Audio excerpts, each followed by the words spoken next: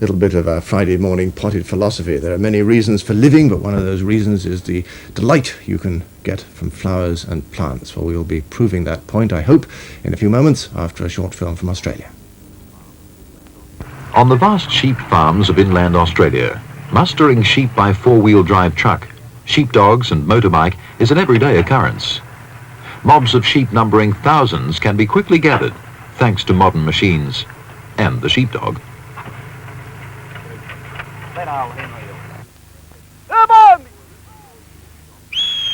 For 11-year-old Lynn Johnston, at her home on one of these sheep farms, or sheep stations as they are called in Australia, mustering sheep is just one of her after-school activities. Today, when she returned from school, 30 kilometres away, she joined her father in rounding up the sheep. Despite the help from machines and animals, it is many hours later before she and her father return home to the evening meal, and Lynn to her homework and preparation for tomorrow's school day. What do you think? 30 degrees. Although Lynn has many activities, she still has time to write poetry. Lynn is one of the many thousands of Australian children living in remote areas in Australia. Although these days it is easier for country children to go to schools, there is much that they miss because of the remoteness of their homes. They miss the ready companionship of other children found in towns and cities.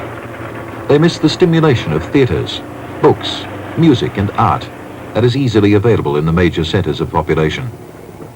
As a result, much of their creative talents, like Lynn's poetry writing, is never developed. Lynn's primary school is many kilometres away from her home. Getting to it can be quite an adventure. First, her father drives her to the nearest pickup point, where she joins the children from nearby farms. Today is unusual because rain fell during the night. As a result, a commonplace drive to school is turned into an adventure.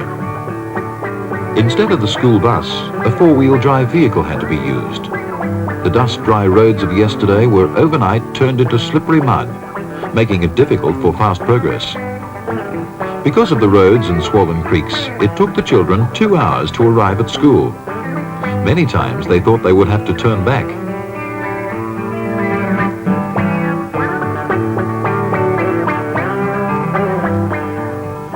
To help overcome some of the cultural disadvantages of isolation for Australia's country children, an extensive national program is being financed by the Australian government. The schools, parents and teachers of a particular area decide upon the projects they most want for their children's benefit. And they are choosing programs to promote the latent creative talents of their children. Lynn was one of the children chosen from her school at this small country town of Corinda in western New South Wales to attend a creative writing class, specially arranged for the 11 and 12-year-old children of her area. Walgett, a town in central New South Wales, is a small pastoral town on the margin of the semi-arid, sparsely populated plains. It was the centre to which children many hundreds of kilometres apart gathered for a 4-day creative writing course. What stuff that could be yellow? Chicken. That's right, a baby chicken certainly could be. That would be quite good. The basic requirement of the Australian program is to broaden the experiences of the isolated country child in as many ways as possible. Hundreds of different programs throughout Australia are being devised each year.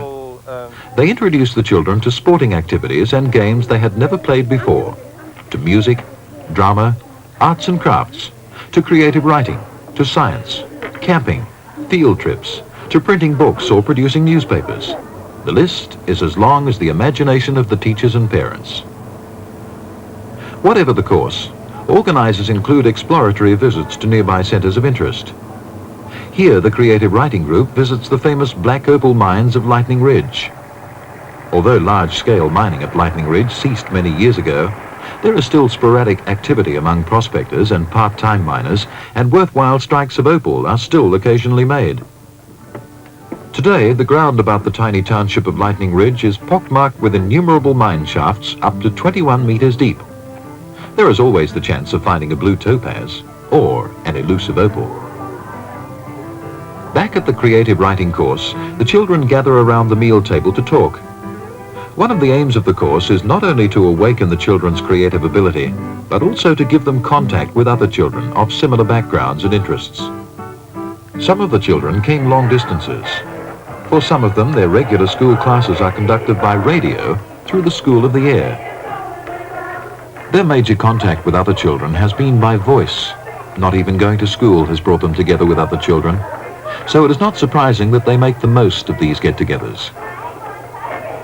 Although living in remote areas in Australia may have its disadvantages, it is programs like this one that are helping Australian country children overcome the problems of isolation, and it is introducing them to the further richness of living.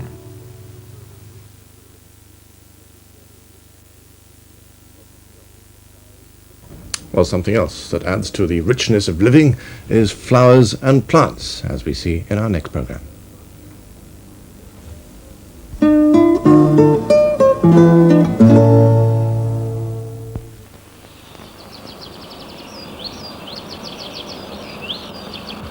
There is an old saying, if you have 2 pennies left in the world, you spend one on a loaf of bread to keep you alive, and the other on a bunch of flowers to give you a reason for living.